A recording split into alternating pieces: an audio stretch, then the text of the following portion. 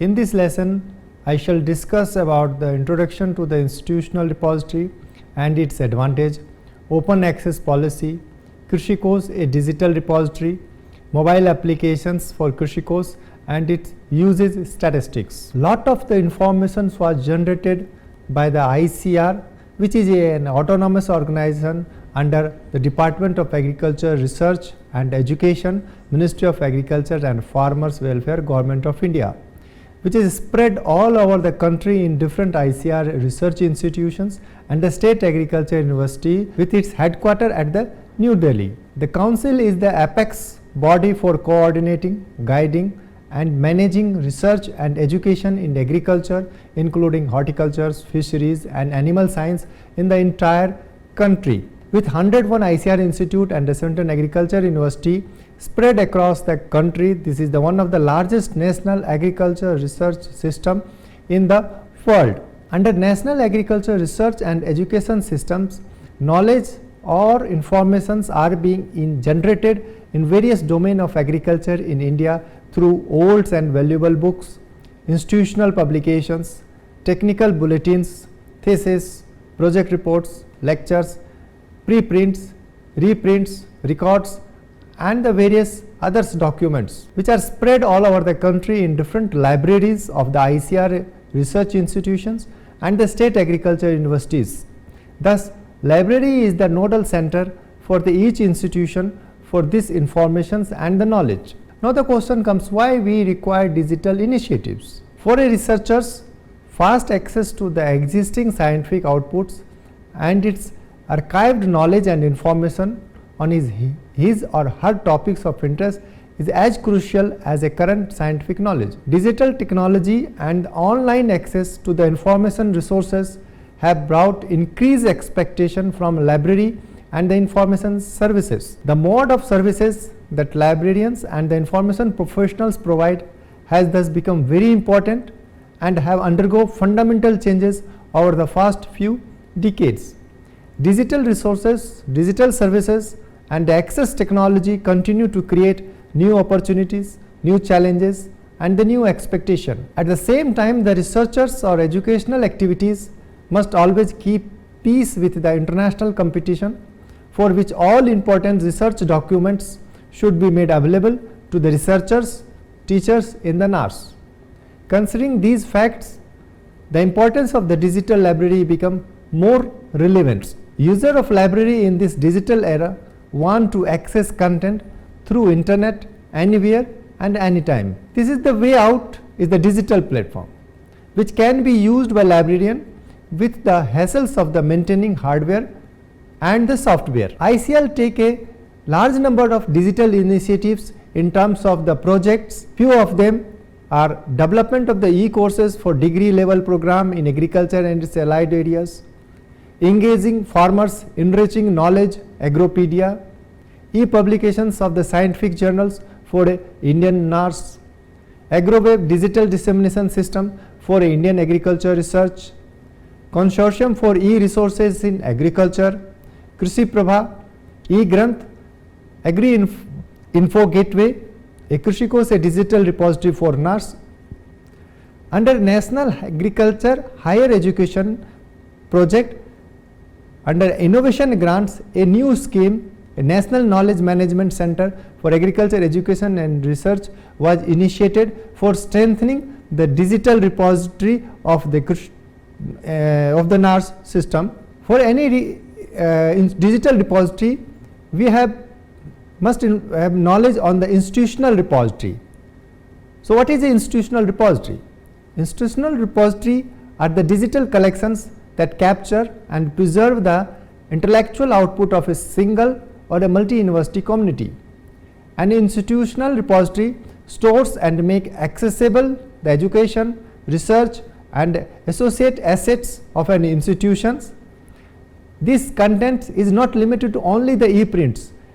It includes whatever the gray materials is available to the institute should be included in the repository.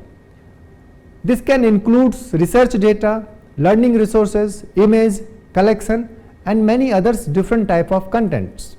Now the question comes, why have an institutional repository? The institutional repository will help to increase the visibility and the citation impact of an institutional intellectual output. It provides unified access to an institutional output. It provides open access. Now the question comes, why we have an institutional repository? The institutional repository will increase the visibility and citation impact of an institutional intellectual output. It provides unified access to an institution's output. It provides open access to institutional intellectual assets. It preserves institutional intellectual assets. Institutional repository will affect individual, institution and the society. At the individual level, institutional repository provides a central archives of their work, which increase the disseminations and the impacts of their researches. For the institutional level, institutional repository will increase visibility and the prestiges. It also acts as an advertisement to funding source, potentials, new faculty and the students, etc. At the society level, it provides access to the world research, which ensure long-term preservations of the institute's academic outputs. For any institutional repository, we should have an open access policy. So now the question is, why we require open access policy? For any research publishings, there is a two type of structural problems. One deal with the impact barriers, in which authors gives away their content and want to achieve impact, not the income. Want to disseminate research widely, but publishers want to restrict it circulation based on the subscriptions. Based on the access barriers, researchers want easy access to the literature, but most researchers do not have easy access to most of the literature. Keeping these in the fact, ICAR adopts open access policy. In the ICAR open access policy, each ICAR institute to set up an open access institutional repository. ICAR shall set up a central harvester to harvest the metadata and the full text of all the records from all the repositories of the ICAR institute for a one-stop access to all agriculture knowledge generated in the ICAR. At a master degree levels like MSc and PhD levels, keeping these in the minds, ICAR adopts open access policy, in which each ICAR institute to set up an open access institutional repository.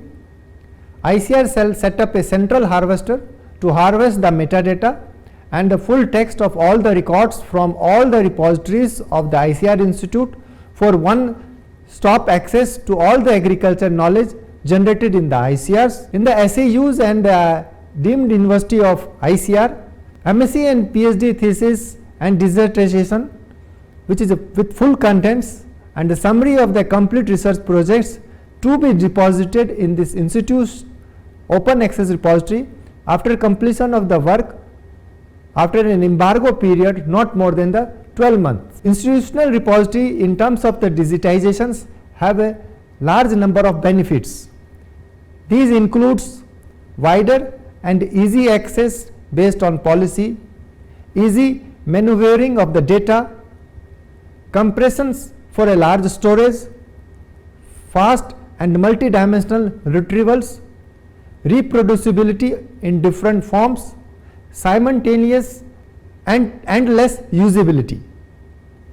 For the institute, it helps for raising profile and the prestiges of the institute, efficient management of the institutional information assets, accreditations or performance management become very easy, result in the long-term cost saving, avoiding unnecessary duplication. This is one of the most important benefits of the institutional repository in terms of the digitization. Digital repository have the 4 components. The first component deal with the content streams. The second component deal with the digital library infrastructure.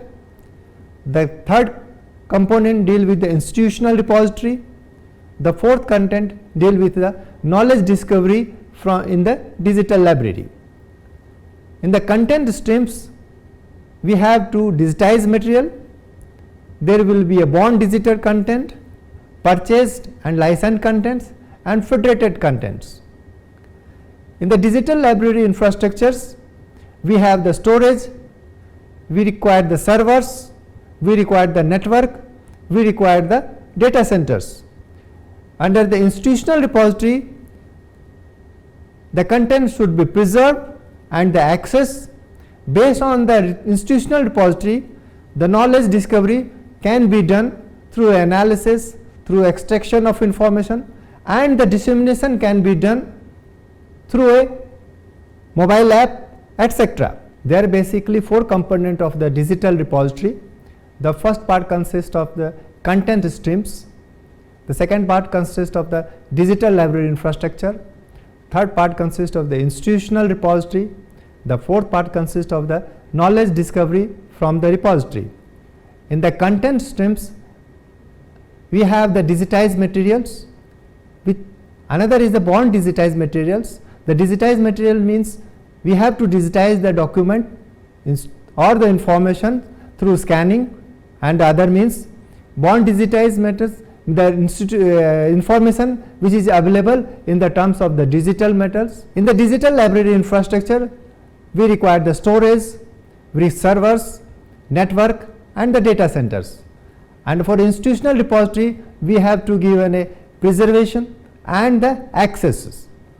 The most important part is that knowledge discovery from the repository, that can be done through analysis, especially in the text mining analysis, services, dissemination of the information to the end user which is available in the digital repository. Based on this digital repository, a Krishikos, a digital repository for NARS, has been developed. Krishikos, a digital repository of informations or knowledge in agriculture and allied science, having collections of old and valuable books, old journals, research articles, theses, popular articles, etc., available all over the country in the different ICR research institute and the state agriculture universities. The link is a krishikos.egranth.ac.in is a digital repository platform capable of decentralized management of the content,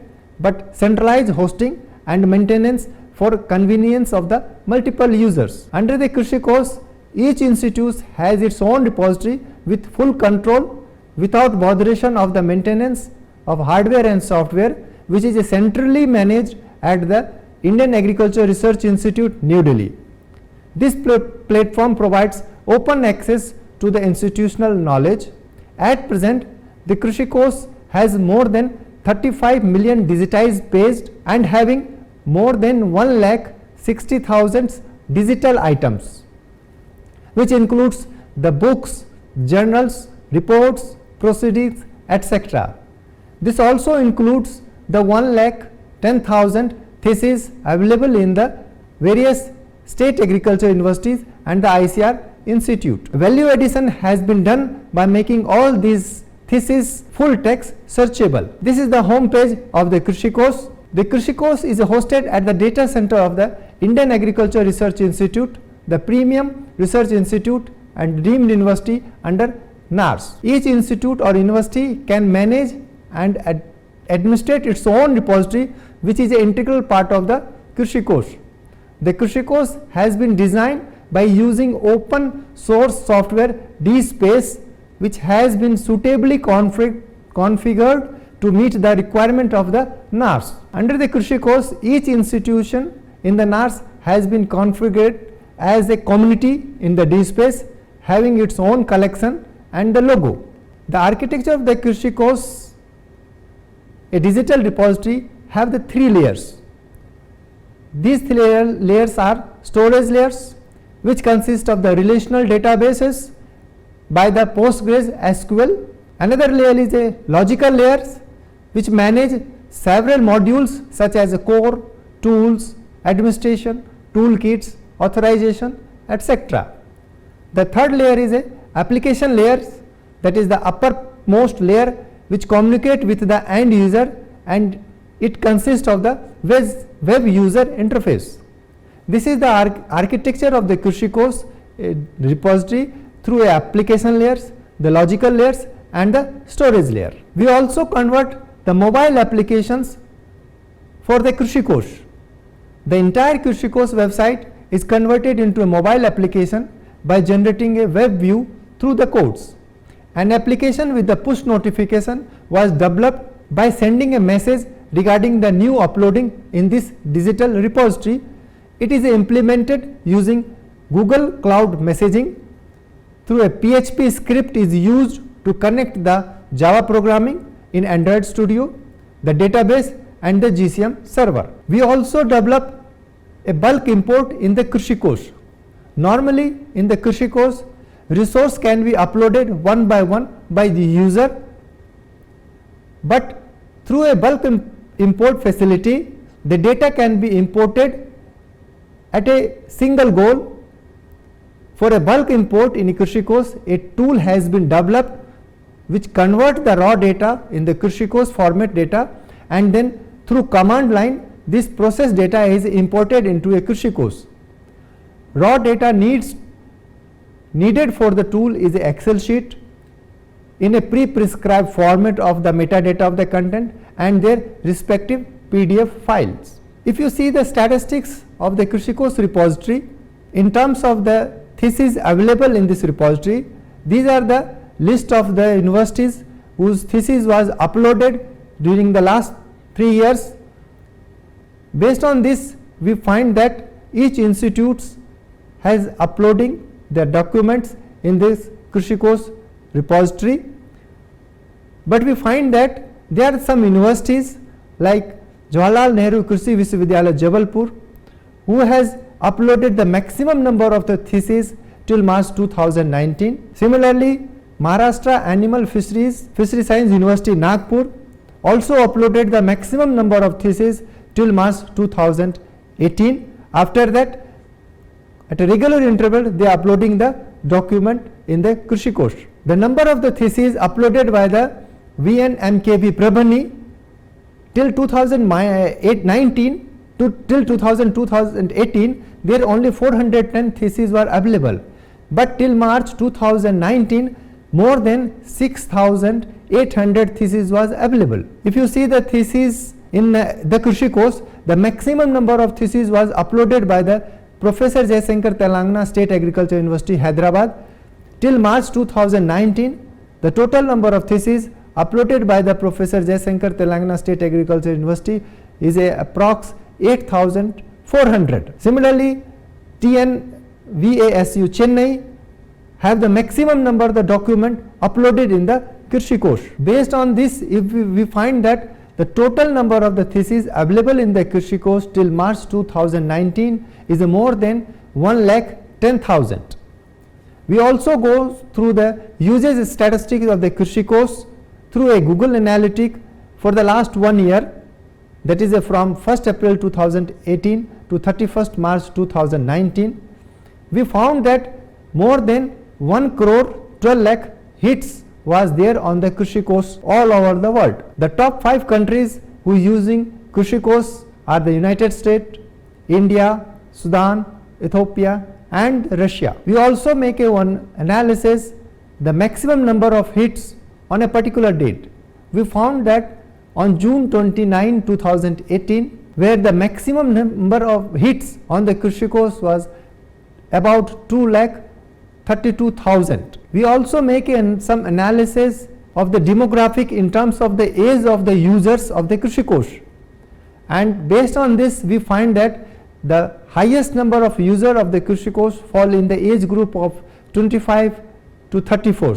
This concludes that the highest number of users might be students and researchers all over the world. In the nutshell, the Krishi Kosh is a digital repository platform which capable of decentralized management of the content but centralized hosting and maintenance for convenience of the multiple users. At present, it has more than 35 million digitized pages which include 1,10,000 theses which are submitted in the Krishi Kosh. We also developed the batch uploading tools. We also working on the prototype for a keyword extraction from a document using Python language There are about 65 state agriculture universities or deemed university are under ICAR are the partner in the Krishi Kosh. More than 5,000 users downloaded the Krishi Kosh mobile applications. This Krishi Kosh is a single platform for exposing and sharing the intellectual output of NARS. It also connecting libraries of various SAUs and Deep University at a single platforms. We have initiated the text mining technique for a knowledge discovery in the Krishi Kosh repository. With this, I want to say thanks